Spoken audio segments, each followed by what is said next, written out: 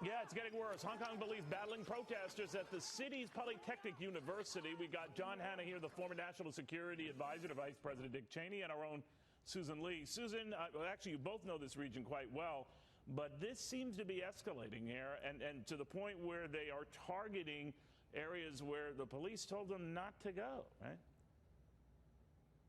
Is that to me first? It is, Susan. I apologize. Yeah, yep. No problem. No, I just wanted to point out also that it's a city that a lot of people who have ever been to Hong Kong, who have lived there, don't recognize at this point. Violence has escalated, and this comes after live rounds were fired. And as I mentioned to you, Neil, once the tension and violence escalates, it's very hard to temper down the temperature. And as you see, it looks like ground zero, and the fight is now being taken to these university campuses, some of the most prestigious ones across the Asia Pacific. And as you see, it looks like protesters have been galvanized also by some of those that have unfortunately met some tragic endings, and their discontent with how the police have been handling the ongoing protests. You know what's interesting, John, to Susan's point is Chinese authorities are not exactly hiding Chinese military officers involved in this, and I'm wondering what that could mean.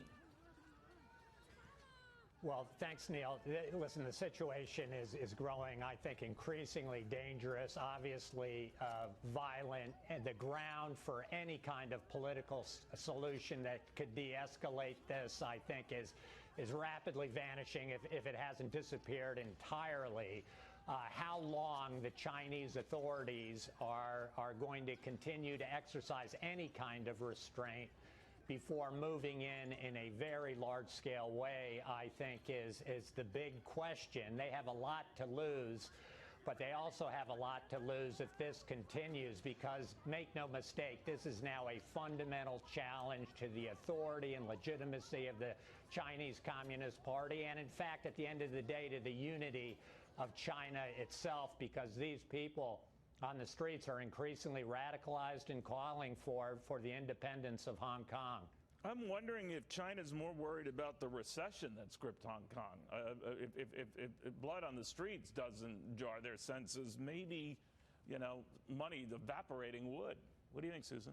First recession since 2009, the financial crisis. And don't forget that there's a lot of Chinese money in Hong Kong. In fact, it filters through globally through Hong Kong, whether it goes into China or outside of Chinese borders. 30% owned by the Chinese as well in Hong Kong. And I think it's very concerning to also hear the words from the Chinese President Xi Jinping as well. He stayed relatively silent through these 6 months of protests, but just in the last few weeks have been, I guess, notably emphasizing Hong Kong more. In fact, just in the past weekend, he said that actually clearing the roads and bringing peace back to Hong Kong is pretty vital right now. And I think it's concerning, especially when you see the PLA come out of their garrisons onto the streets of Hong Kong.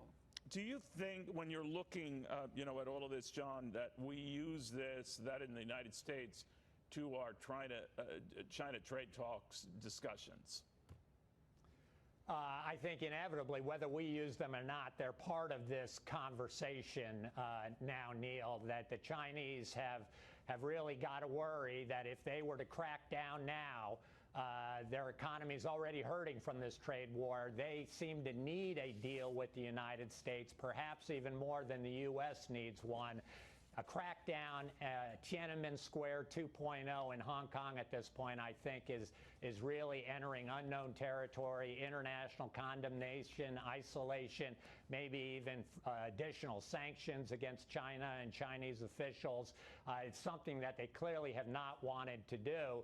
And yet, if Hong Kong, the goose that laid the golden egg for the Chinese economy, is now grounding to a halt, they may be entering that territory where Xi Jinping has got to make a move here to end this. All right. We'll watch very closely, guys. Thank you both very, very much.